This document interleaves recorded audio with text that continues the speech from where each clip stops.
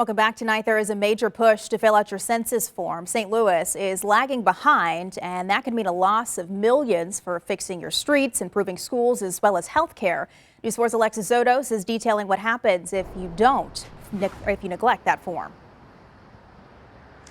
Sam, right now, less than half of St. Louisans have filled out their 2020 census form. You can do it online, over the phone, and by mail. And if you don't fill it out, well, you could be one of the reasons that our area loses out on millions of dollars.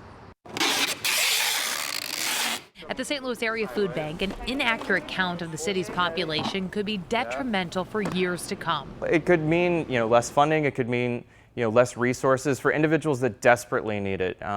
This is our 45th year of serving the community, and this is the most need that we have ever seen. The coronavirus pandemic is impacting everyone, from our food pantry to the census. There were a lot of efforts to try to get out the count, but of course, with COVID-19 happening, a lot of those efforts have been suspended or pushed back. Alex Rankin is with Missouri Foundation for Health, one of the groups trying to ensure every person is counted for the 2020 census. There are certain communities that are just historically undercounted. St. Louis is one of those communities. Right now, only 49% of the city has responded to the census, compared to 62% statewide. The census is very short. It has very simple questions for you to answer. And the most important point to point out there is to count everyone in your home. Marilyn Sanders is the Census Regional Director. She said in August, census workers will start door knocking those who haven't filled out the form, with safety at top of mind. We're providing them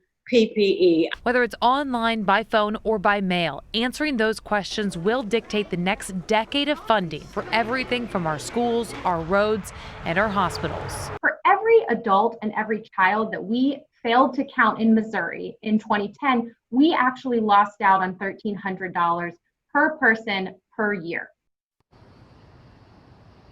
So remember, the census only happens every 10 years, which is why it is so vital. And here in the city of St. Louis, one of the things they're going to use the 2020 census information for is redistricting the wards in the city. They are waiting for that information before they do that.